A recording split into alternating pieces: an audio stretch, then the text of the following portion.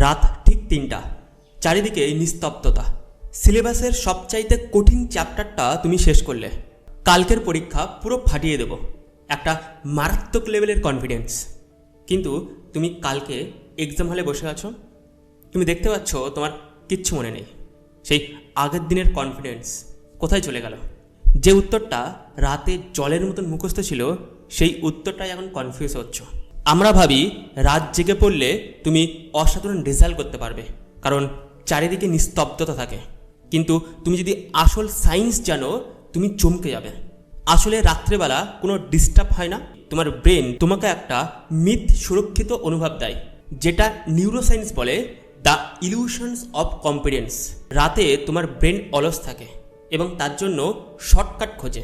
তুমি যে পড়াটাই পড়ছো না কেন, তোমার ব্রেন ভাবে যে এই পড়াটা খুবই সহজ এবং এই পড়াটা মনে আছে। আমাদের দুটো মেমোরি হয়, একটা হলো টেম্পোরারি মেমোরি, যেটা ওয়ার্কিং মেমোরি বলি, আর একটা হলো পার্মানেন্ট মেমোরি। যে পড়াটা আমাদের পার্মানেন্ট মেমোরিতে সেভ হয়, সেই পড়াটাই পরীক্ষার হলে লিখতে পারবে, কারণ অলরেডি মনে আছে। আর রাত্রেবেলা যেহেতু আমাদের ব্রেন অলসতা থাকে, তার জন্য প্রত্যেকটা পড়া টেম্পোরারি মেমোরিতে সেভ হয়। আর রাত্রেবেলা যে সকল ছাত্ররা পড়ে, তারা ভাবে তারা অনেক পড়েছে, কিন্তু আসলে তাদের রেজাল্টের কোনো পরিবর্তন হয় না।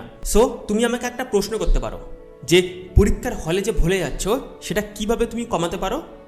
আমি তোমাকে একটা টেকনিক দেব। এই টেকনিকটা তুমি যদি ফলো করতে পারো, তাহলে পরীক্ষার হলে আর ভুলবে না।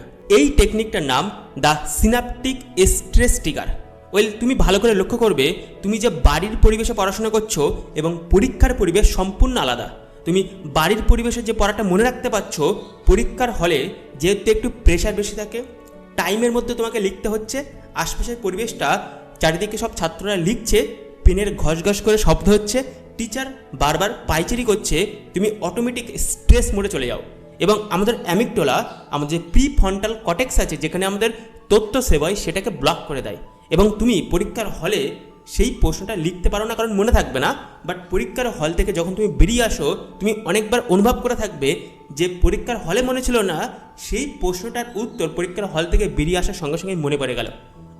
এটা মেন কারণ। তো যে টেকনিকটা আমি শেয়ার করবো, তার 3টে স্টেপ। প্রথমে স্টেপ দ্য চয়েস নয়েস। যখন তুমি বাড়িতে পড়ছো, তখন বাড়িতে পড়ার সময় এক্সাম হল অ্যাম্বিয়েন্ট সাউন্ডটাকে তোমাকে প্লে করতে হবে। তোমার অনুভব করতে হবে যে আশপাশে পরীক্ষা চলছে। এবং দ্বিতীয় এবং তৃতীয় স্টেপটা জানার জন্য আমাকে কমেন্ট করতে হবে, কারণ এই ভিডিওটা অনেক লম্বা হয়ে গেছে, আমি সমস্ত ডিটেলসে শেয়ার করতে পারবো না। যারা কমেন্ট করবে তাদেরকে আমি পার্সোনালি এই টেকনিকের স্টেপগুলি পাঠাবো।